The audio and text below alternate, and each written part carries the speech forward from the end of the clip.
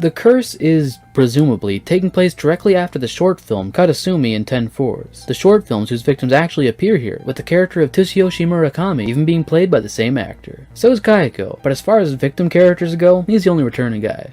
The movie is divided into parts, each of which following the cursed victims of the Seki family, ranging from a woman who goes into the attic and gets attacked by Kayako, a former stalking victim being killed off screen, and even that man's wife and unborn baby. Takeo, Kayako's husband, just well, gutted or something. And talking briefly about the kills and effects, almost everything is kept off screen, as far as the act of murdering anyway. We see that one woman being dragged into the attic, we see Kayako standing over the guy referred to as the stalking victim, Kobayashi, and other real simple kills that just cut to black or to the next scene. Like with Ringu, I didn't go into this movie expecting crazy kills or gore, so I'm not at all saying this is a bad thing. However, one of the victims we see who got her jaw torn off, it, well, should have been kept off screen. Even before I saw the scene for myself in this movie, I've seen this victim, I've seen this screenshot of this jawless woman, and oh boy, this is some PS1 or 2 era zombie stuff. It is just awful. Her mouth, everything about it, just awful. That'll be the only use of awful in this video, however. And going back to the story, we watch as those people go about their day only to wind up getting killed. And in these build-ups to kills, we get bits and pieces of the story. My favorite of which being with Kobayashi, Toshio's teacher. He shows up at the home because he's worried about Toshio being gone for so long. And it's here he discovers Kayako's journal, filled with some real stalkery type stuff. And he even finds her corpse. I assume Kayako was killed because Takeo discovered the journal and everything. Moving on to the ending, we see a woman named Kyoko, who we saw earlier with her real estate brother checking out the cursed home. She gets a call from him asking if she can check on his son who's been acting strange. And shortly after this, she checks on the cursed house, where one of the new owners walk away, and a woman stares at her from the window, ending the movie on a sort of cliffhanger. In the end of the day, this is a movie that I think will greatly appeal to fans of more suspenseful and spooky horror. I think the scares here are well done, and they do a great job building up to them. Heck, there's even times that leave you waiting for a scare, but instead just leaves you with nothing but that feeling that something's about to happen. It's great if you're into these kinds of movies. Plus, it's also got a story that's fun to learn and piece together. I think for a cheap-looking made-for-TV movie, 2000's Ju-On the Curse is a fun watch, and in the end, I would rate it an 8 out of 10. Ju-On the Curse II is a continuation of the first movie where we watch as the rest of Kyoko's story plays out, and more people fall into the hands of the Seki family. So for starters, this movie opens with a recap. This should come as no surprise, it's not exactly uncommon for a movie or show to do this. However, literally 31 minutes of the first 33 minutes of this 74-minute movie is made up of the Kayako and Kyoko segments from the first movie, leaving us with about 44 minutes of original content. The recap wasn't painful to sit through by any means, however, if you're watching these movies back to back, you're probably going to want to skip half an hour into it. And before moving on, I suppose I should also add, for anyone wondering, you could skip the first movie and jump straight into this one, though I'd recommend watching the first one in its entirety. Now as for the new content, we watch as Kyoko, yet another victim, goes to check on her nephew, but ends up getting killed by the ghost of Takeo. I should have known she wasn't going to be our final girl, but with the last movie ending on a cliffhanger with her, I really thought the rest of this movie was going to be about her. Maybe even putting an end to the curse or something. But nope. Not a con, just wasn't really what I was expecting. Not that it's a bad thing, just We then watch as Kyoko's brother and their parents get cursed and killed off. I liked what we got with the brother. I thought the stuff we got with him and the possessed woman in the Sakai house was really cool. As for the parents though, when the dad looked into the other room and saw Toshio's little meowing face smushed up between some floorboards, I just laughed. I thought it was funny, and that's coming from someone who thought Toshio was pretty creepy in the first one. Once all Kyoko's family is killed off, we get 3 more segments. The investigator, the boy, and the off-screener. Not what they're called, but we're calling it that. The investigator segment, so I'm talking with a colleague about the missing people and deaths. After going back to the department, he's informed that the woman in the photo he's looking at has came to see him. That woman, however, is Kayako. We see him enter his office, he runs out screaming, the male and female colleague rush into the office, and we watch as the investigator gets jump scared to death by Kayako. The boy segment sees a boy staring at a window in class, only to get jumped and ambushed by an army of Kayakos. This segment is literally just a chase scene that lasts maybe a minute or two, but hey, at least it gave us some really cool visuals, like the crowd of Kayakos outside, or the swarm of them clawing at the windows. Finally, we got the off-screener. This segment is maybe a minute or two as well, and it is just the most pointless. Considering there's no Ju-On the Curse 3, and these 2 unknown women weren't in the movie until now, I mean, what was the point of including this? It's just 2 chicks, they're talking, ha ha ha, I am nervous, there is old lady nearby outside. Haha, don't worry. Toshio meows. She's like, whoa, what, is there a noise? Kayako makes her noise, and the credits. It was just extremely pointless. I mean, the boy one too had a sense of pointlessness to it, but I was pretty sure that was the boy from Kyoko's family, so it's whatever. This one though is just two random chicks just dying. It wouldn't even be that bad if we saw the thing, but it's just a shot of the outside of the house. I definitely didn't have a bad time with this. However, I do wish we got a lot more new content. I get these are made for TV movies that came out a couple weeks apart, so I understand why you'd include a recap. But 31 minutes of a 75-minute movie? Maybe if this is your first Ju-on film, specifically of the two Curse movies, it'll be alright. But as someone who watched the first, I really didn't need to rewatch the last half of the movie again. My only other con I have, which I personally didn't really mind, was there wasn't as big of a sense of dread. Not like there was in the first one. The first one had moments that kept you on the edge of your seat, just waiting for something to happen. Whereas in this, something just felt lacking. Toshio's face on the floor wasn't spooky, the possessed woman lifting her head to reveal it was Kayako was expected, the whole school segment wasn't anywhere near creepy. It's cool though. I still had a fun enough time with it though. The school segment might not have been creepy, but I thought it was a lot of fun. The possessed woman revealing herself to be Kayako may be expected, but still cool. I did like this movie, especially the earlier part with Kyoko, when I thought she'd be the main character. But even after that, I still had a really fun time. Though I don't have anything positive to say about the final segment with the girls. Unless I'm missing something, that was just the shortest, most pointless scene in the entire movie. It was just a shot of the outside of the house as two girls go, oh, do you hear a noise? Meow. Credits roll. Well anyway, in the end, I'd rate 2000's Ju-on the Curse 2 a 7 out of 10. Yes, the opening recap will likely be an issue for some, but looking past that, what we get here is still enjoyable. Maybe not as great as the first movie, or first part, however you want to think of it, but it's still a really entertaining watch, even if it really should have just been tacked on to the end of the first. 2002's The Grudge, like all of these movies, is about the Seiki family. This family, or well, the wife and son, Kayako and Toshio, were brutally killed by the man of the house, Takeo, and their spirits came back to murder anyone who stepped foot in their house. But unlike The Curse, which seemed to kill people off rather quickly, this movie seemed to take more time with its haunting and eventual killing of its victims. Take Rika for example, the main character of Ju-on the Grudge. Or, well, that's how it felt anyway. Rika is a caretaker we're introduced to at the start of the movie, and though she's shown to be suffering from the curse whenever we see her, she survives up until the end of the movie, when she goes into the house after a friend only to wind up getting killed by the ghosts.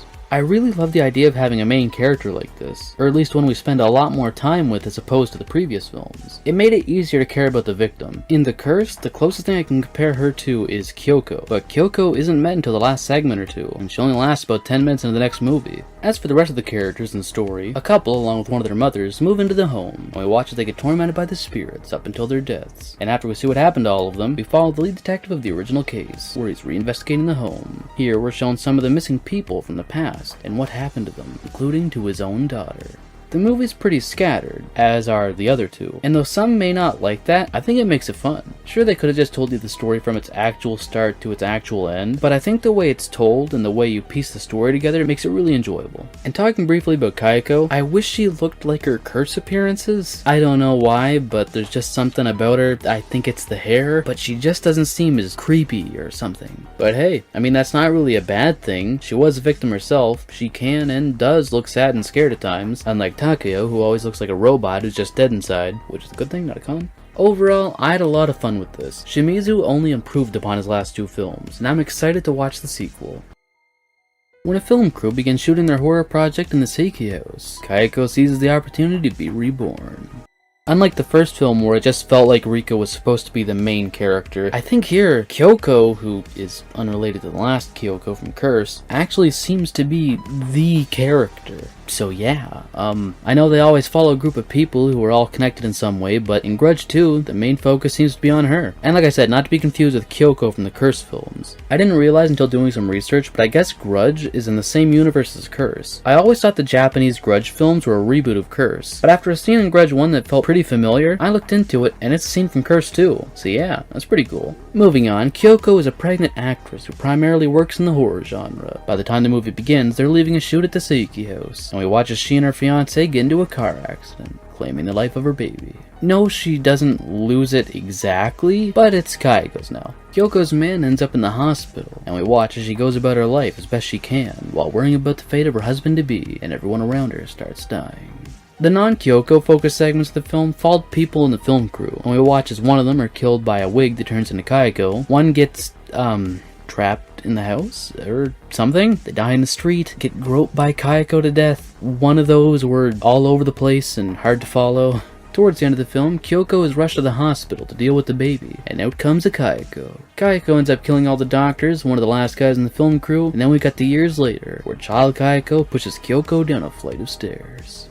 This installment is very different from the previous three, and it's possible some people might be put off by Kayako allowing Kyoko to survive so she can be reborn. And I mean, to be honest, I didn't really see the point in that myself. She didn't really seem like a ghost that yearned for that. It's still really fun though. It may not have the best kills or creep factor that the last few films have had, but it's still worth the watch.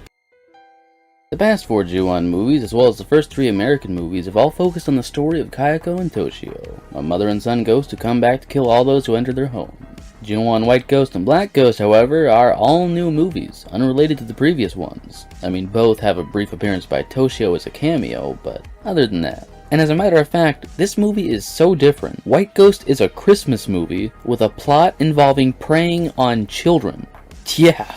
Ju-on White Ghost is a movie that mainly focuses on the story before the ghost. There is a ghost in this, obviously, however we only get a few moments with her throughout the entire movie. We get to see her kill people such as the taxi driver who her killer got a ride from, some friends from her dead granddaughter's friend group, as well as a man who stopped by the house to drop off a cake. Now, talking about all the other stuff, a family moves into a new home. Not the same house we're used to, it's just a random new house. There's no real problem with this, of course, just in case the way I spoke gave off that vibe. In this house, the uncle finds a mirror covered by a blanket, and after he removes it, he unknowingly allows himself to get cursed. It's unknown what happened before they got there, but that's it. There's just a haunted mirror. It curses him, that's all we get to know about the curse, and it turns him into a murderous predator.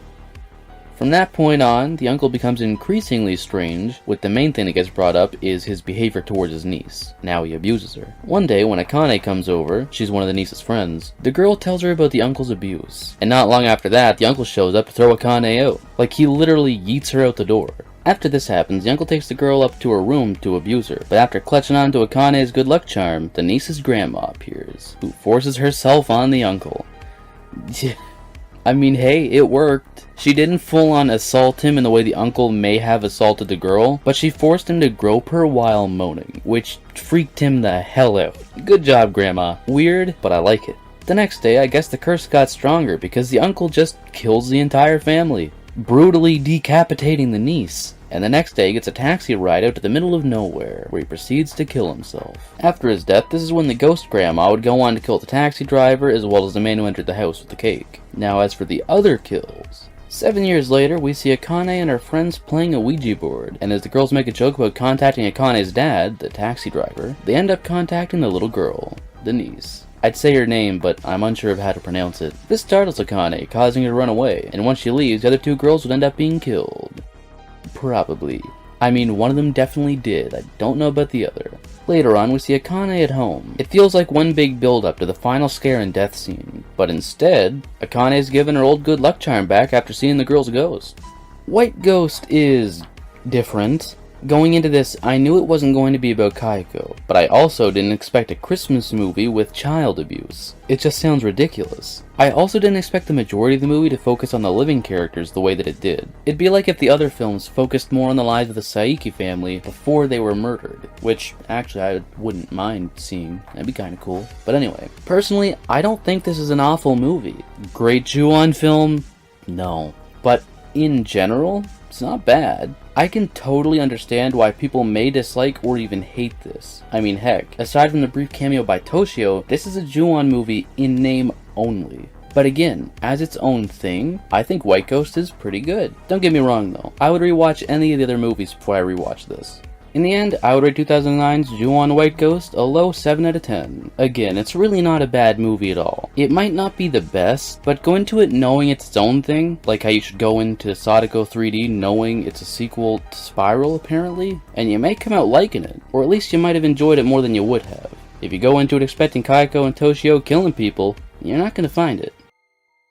Ju-on Black Ghost, like White Ghost, is a movie totally unrelated to Kayako. This movie sees a little girl get cursed by her unborn twin. Starting off, I know this isn't a problem exclusive to this movie, but it's random that all of a sudden this just started happening to the girl. I mean, the unborn baby has been unborn since day one, so why not try and take over long before now? What was the point of waiting 5 years? I mean, the actress obviously isn't 5, but apparently her character is 5. And if this is something caused by a recent event, we don't know what that event was. It just starts happening. At least in White Ghost, they kind of explain the curse by going, oh look, this mirror turns you into a predator. But here it's like, oh yeah, I exist inside of you, don't I? Guess I'll take over. I ain't doing anything. I'm not gonna fault the movie for that though, simply because that's something that supernatural films do a lot. Just suddenly shit happens, no explanation.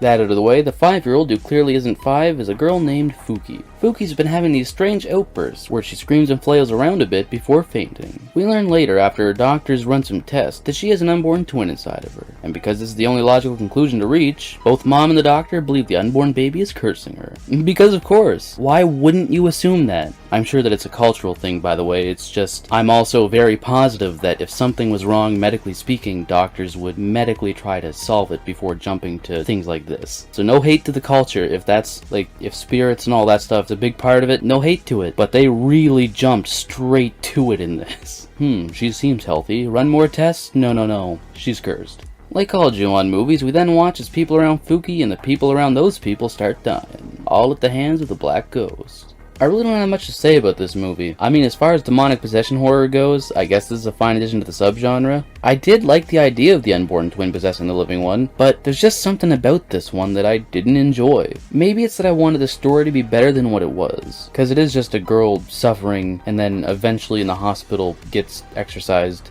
Also worth mentioning, I don't think the ghost in this was creepy in the slightest. I know Kayako and Toshio are pretty simple character designs, but there was just something off-putting about those characters, at least originally. This is just like, ooh, look, you can kind of see facial features along with a set of eyes. You can hardly even see it when it's dark, and I mean, it's not a bad thing, it's just not good either. One thing I will give this movie credit for, though, is the body horror. There's one point where the aunt of Fuki tries exorcising the spirit, and we watch the face literally rises up from Fuki's stomach, opening its eyes. It looked pretty creepy. I really liked that. In the end, I would rate Ju-on Black Ghost a low 7 out of 10. I almost gave it a 6, but I really do like the idea of this movie. I just wish it came with the same amount of thought and effort and scare as the original films. Ju-on the Beginning of the End, also referred to as Ju-on 3, is far from Ju-on 3. This is a reboot that sees the entire history of the series change, and puts the main focus on the now bloodthirsty Toshio. I want to start off by saying I really enjoyed the parts with Kayako. Misaki Saisho did a wonderful job, and I think she was a great replacement for Takako Fuji, who retired the role with 2004's Grudge II. But moving on from that, Beginning of the End is a reboot of the Ju-on series, and in this timeline, Toshio is the center of attention. Years ago, he, the eldest boy of his family, was tied up and left trapped in the closet, where he'd starved to death after 7 days. Since then, for about 10 years I believe, Toshio would kill anyone who entered his house. Whether or not he killed his past family is unknown though, or at least if that got any attention at all, it was quickly grazed over. Anyway, not long after we watch the sister of a retailer's wife get killed, the realtor sells the murder house to Takeo and Kayako. The couple loved their new home, and all they wanted to do was introduce a new member of the family who they could share the house with. Literally, all Kayako wanted was to be a mother, but every time she would lose the baby. This is just an idea of mine, but it's possible that maybe Toshio was responsible for that. Anyhow, eventually Toshio would present himself to Kayako in some way. He'd enter her body while she was asleep, and 9 months later she'd give birth to her baby boy. Over the years, as Toshio grew up, he clearly favored his mother, and made it clear he was not a fan of Takeo, and eventually, Takeo would snap. He questioned Kayako on who Toshio's real father was, assuming that it couldn't be his, and after she tells him it's hers and hers alone, he kills her, along with Mara and Toshio. The rest of the movie sees Toshio Seik's new teacher try and find out why he's been missing so much school, and we also watch a group of girls in the past enter the cursed home and get cursed by Toshio Yamada. This is a movie I was really looking forward to watching. I didn't have high expectations by any means, I just wanted a new Ju-on movie with our favorite killer ghosts. And though yes, that is what we get here, I just wasn't a big fan of how they chose to handle the story. There was just so much of a focus on Toshio, so much so that having Kayako and Takeo included almost felt forced a little bit. They already built up a story and explanation as to why Toshio was there. Realistically, Kayako and Takeo didn't need to be there. And as a matter of fact, it's surprising Toshio didn't just kill them. I mean, we don't know why he wanted to be reborn suddenly after all these years. That aside, I'm not opposed to creepy kids in horror. Obviously, it can work. Look at something like The Orphan, The Ring, The Omen, another movie with "the" in the title. But Toshio really does feel like the side antagonist, most likely because of his history of being exactly that for 7 movies, 9 counting his brief appearances in Black Ghost and White Ghost. But still, he just didn't do it for me in this. Maybe a focus on Takeo would have been cool, but I just didn't like Toshio as the main antagonist. At least not with this story. Like I said already, maybe if Kayako and Takeo weren't in this, and the main focus stayed solely on him, it could have been better, because again, with the story we get with him, it did feel forced and out of nowhere. But even regardless of that, even if those changes were made, Toshio just doesn't feel like a main antagonist, so I'm not sure if that could have saved it or not. I mean, this movie's not awful, I just don't know if it could have made it any better than how I already see it. Also worth mentioning, I didn't find him creepy in this. I know after all the previous films, most viewers are going to be used to the scares and know what to expect, but still, I don't think anything about Toshio in this was objectively creepy. I mean, he did have 1 or 2 jump scares, but even those felt kinda lame. I did really enjoy what we got with Kayako though, as I said earlier. And I also liked the new actress version of Takeo, though just like with Kayako, I have my preferences towards the original cast, but still good.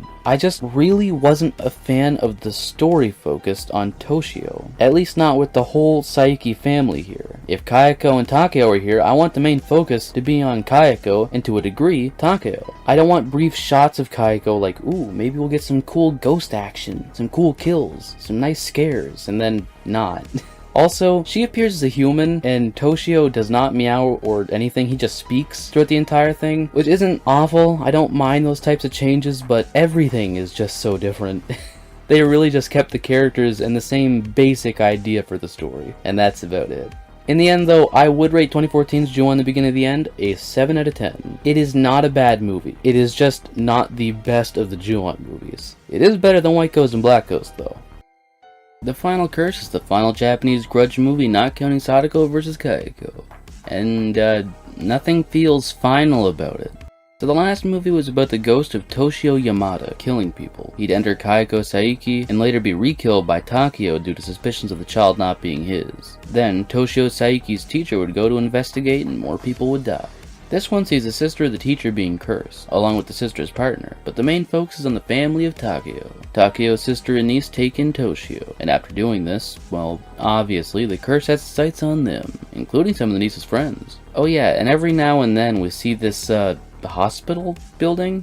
It's some type of medical place. Maybe it's normal in Japanese culture the way that they have the buildings set up, but like, it's right across the road from a normal house, which feels odd. Maybe that's not odd. Maybe it's a hospital, maybe it's not.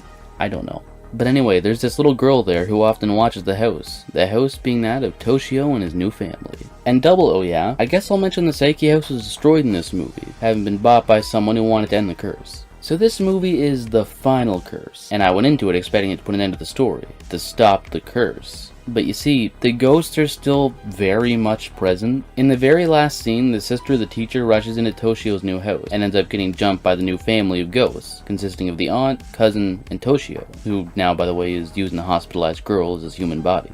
The woman tries to flee but gets jumped by Kayako, who for some reason splits her mouth open like a predator for the final scare, and that kill happens off screen. I've seen some people mention that it almost feels like there should be another movie. Like the ending wasn't really an ending, it's just kind of another Ju-on. Maybe this could have worked if Toshio didn't have a human body, since it could have been implied that with their cursed home destroyed and their last victim dead, they'd be forced to move on. But Toshio is very much alive. They have a new house, new ghosts. The curse in that universe is most likely still going on.